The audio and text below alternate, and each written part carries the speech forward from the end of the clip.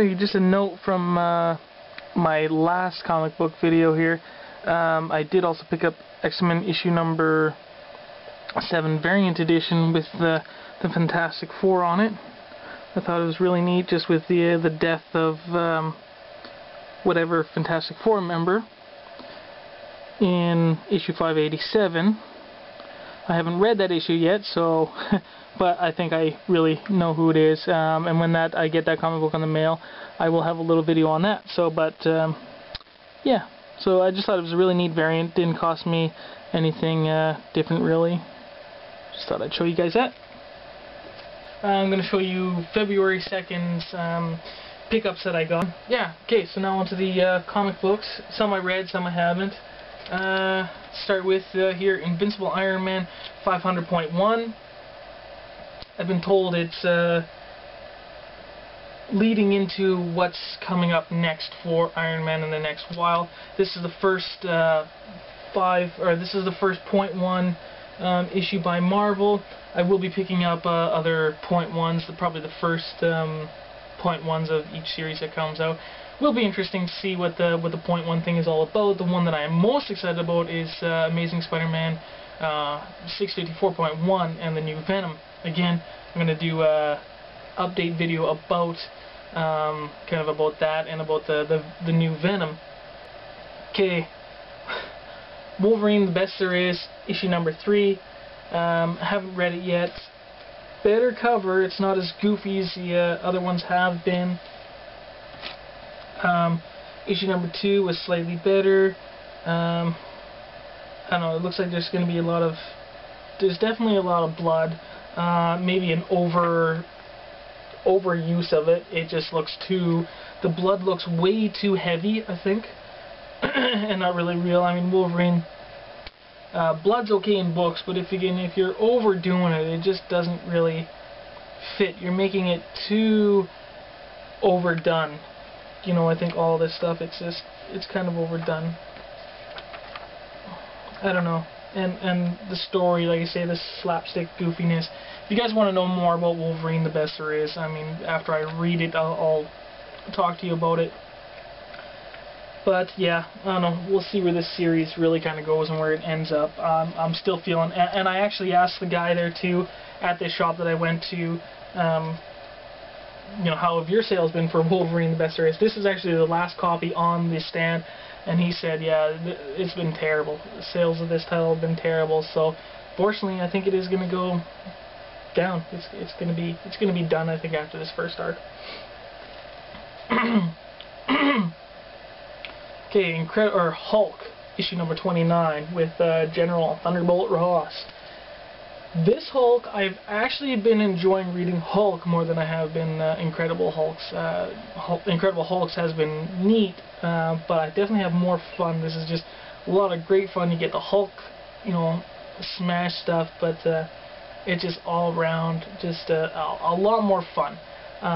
Still can't get over the crazy, you know, Thunderbolt Ross there having the mustache, and Red Hulk doesn't. I mean, that's always there in the back of my mind. But I kind of get it because, you know, the cosmic rays and the gamma rays combined, and of course when they did the hulked out heroes with that kind of radiation, they transformed into part of their psyche is what helps transform their Hulk or whatever. But they still actually haven't specifically explained the loss of mustache, so it still kind of bugs me. But and the artwork is great. I think it's Hardman. I think that's who's doing it. Parker writing. It's great. It's a fun series. I enjoy it. Okay. Deadpool Cable issue number 26. Now this one I have to thank Stadium Comics for one of their videos that they did, and what they do is every week is unboxing of their shipments that they're getting in. And I would have missed this one if I didn't watch one of their videos. The Cable series, the recent Cable series that came out was amazing. I loved it all the way through, and I think most of it was Olivier's artwork too. So it was a beautiful book, and I loved the whole Hope and Cable thing. The stuff with just Hope right now is kind of, I don't know. Cable really made all that stuff really happen great. but now he's sacrificed himself to save Hope, and they released, I think after that Cable series ended, they did release a Deadpool Cable issue number 25 quite a while ago, and it had some stuff to do with you know, a team up with Deadpool and Cable and the Messiah complex and stuff that was happening. So this one is now after his death, and basically, you know, Hal mourns a mercenary. I haven't read this one yet, but flipped through it. Book looks good, and I think it should be all-around good read. Hopefully it's just not as stupid as the excessive amount of Deadpool titles out there are right now, and when I just got, you know, just barraged by too much Deadpool, I dropped all Deadpool titles, and I only read Deadpool now in Uncanny X-Force, which is very good right there. So I hope this has a really good feel to it. I hope it's not as stupid as the other Deadpool titles are, and I hope it really has that the Cable feel to it. So it should be a really good read. I hope I enjoy that one. Okay, so a couple of issues here for Nikki, for my wife. I can't remember who it was. Somebody just mentioned to in one of my videos that they wanted to try to get into start getting into Witchblade or whatever, and Cedric's artwork has been amazing. But here we are. This is Cedric's artwork right there, or Sejic, however you pronounce him. And he's been doing some work over at Radical Publishing now, and his work there looks really beautiful. But the so sad thing about this issue, issue number 142, okay, it's no longer Sejic artwork. Oh goodness, oh no. Even I haven't even read, and I'm not current up in it, but it was such beautiful artwork, and just the stuff that Nikki's been telling me about the books and that. Oh man, it is sad. Oh no, I don't want to see Sejic off of this book. His stuff is amazing. I said in one of my last videos, I hope they're paying this guy well. So I don't know, I hope he does come back. But his artwork at Radical Publishing does make me want to go try to get some of their stuff. They have some amazing artists. I've been trying to get in contact with Radical Publishing and try to get them to send me some stuff to review. But it is amazing stuff. They got some of my favorite artists, some of my favorite writers. Some of the artists being Sejic, really beautiful stuff from him. They got Clayton Crane, and I think there's stuff by Durjevic as well. So they really got some A-list people working for them at Radical Publishing. So that's only sad that Sejic's artwork isn't in the interiors. Here's a back issue I had to pick up for her, Sejic artwork. This is Angelus issue number 2, which was a 6-issue mini-series. This was the girl that at one time took over the Witchblade for Sarah Pazzini, and now she's this Angelus power. So she's basically the darkness is the dark, Angelus is the light, Witchblade is supposed to be the child of those two, which is the you know, the Witchblade is the balance. But great stuff. Cedric's artwork, beautiful. And then this was Angelus number 1, pilot season. I really don't know what the pilot season is about, but this is probably kind of a, I don't know, precursor to the actual miniseries. And I think it may have been at one time an exclusive only to online comics, because it says here myspace.com/pilot season. So that's what I think this one is. So if anybody out there is reading Witchblade, Darkness, all that kind of stuff, and yeah, give us some insight to some of this stuff, because I haven't been reading yet, and my wife is busy at work and taking courses and really doing good for herself, so she's behind on her reading. But I'm kind of into this stuff, getting into it more. I'm just haven't been reading yet. I'm behind on a lot of my reading. But great stuff. Sejic stuff is just beautiful. Okay, one for me here. Daken, Dark Wolverine, issue number 5. Okay cover. This one, one thing I'm glad is you finally get to see him in the full glory of his outfit. Pencils by Giuseppe Camicoli, which is also friends of Stefano Caselli and Francesco Mattina, which I met in Calgary last year. They said he was a great man, and the pencils that I've been seeing from him are just terrific.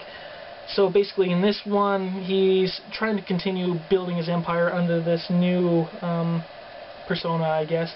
And it only sucks that in this one, you do get to see his new outfit in full glory, only after it's been ruined, I think, in issue number 4, which he went so much out of his way to get it designed by this big, you know, fashion designer, and then it gets ruined, and then and then he's got this you know, a new outfit.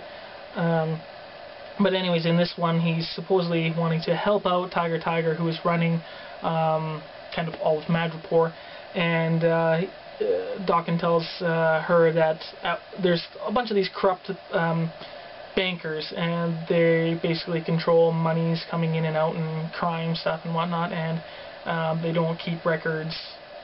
You know, they keep written ledger of monies going in and out and whatnot, and all of the actual banking for their criminal activities. And kind of whoever controls that book can end up kind of controlling all of the crime in Madripoor. And so basically he's trying to, supposedly saying he's a new man, and he wants to help her, but of course, you know, Daken has his own agenda, and trying to build his own empire. And also the thing sitting on the back of his mind, as well, as you learned in a previous issue, is that everybody knows that Captain America, Bucky, was the Winter Soldier, and is the person who was responsible for Daken's mother, Itsu Akihiro. And so that's kind of neat. I'm really looking forward to that rather than this stuff right now, but Daken feels like it's more important to continue his, I don't know, building his empire than at this moment. But he's a very smart character, and I think he's going to be planning and choosing his moments, and it's going to be pretty an epic battle, I think. It's going to be really cool. I'm looking forward to that one. So it's interesting reading, you know, a bad guy. You know, he's not a good guy right now, but it's very interesting to read up on his planning. It's not just a smash and bash. There is some action, which I do like seeing here, but there is definitely you know, this chess game playing out in his head, and how he interacts with the characters is really neat. So Daken, I'm liking the book. Okay, so last here is The Amazing Spider-Man 653, part of the big time still, and pencils by Stefano Caselli, another one of Italy's greats, and as I mentioned before, I met him in Calgary last year. Great stuff. As you can see on the cover here, some of the Avengers do come and help him out, some of the new Avengers. This is continuing from the, I don't know, all those bugs of Alistair Smythe, and then the Scorpion, Mac Gargan, trying to off Jameson, one of Jameson's, what's his name? Son. J. Jonah Jameson's son. And so Spider-Man and him and Scorpion have a battle on a rocket ship. You end up having the Avengers show up. It's just all around great. But again, this one is taking a little, I don't know, it's on the back of my mind, this story, a little bit, even though the Scorpion thing is really cool. I'm really looking forward to the upcoming new Venom stuff, so that's always in my mind. I'm thinking new Venom, while I'm reading Spider-Man. But yeah, all around, this big time story has been really amazing, really great stuff coming from Spider-Man right now. This is a title that is $4 right now. For this kind of quality of book, I don't mind paying $4. But most of the titles, I mean, were $4. Yeah, I think $2.99. Daken was $2.99, which is a parental advisory, and you have a regular, probably that sells more, which is $4. I don't know, well, the pricing in comic books, it's really a big thing for you know, a lot of talk about it amongst collectors right now. So if it's worth it, yes, but I don't know, I'm still kind of at the $3 mark is you're going to get hopefully the best value. So yeah, there you go. I think that's that, you guys. That's everything I got from February 2nd. Please leave your comments and whatever you want to blah blah about, and I don't know, I'll show you some other really cool stuff coming up. Okay, talk to you guys later. Bye.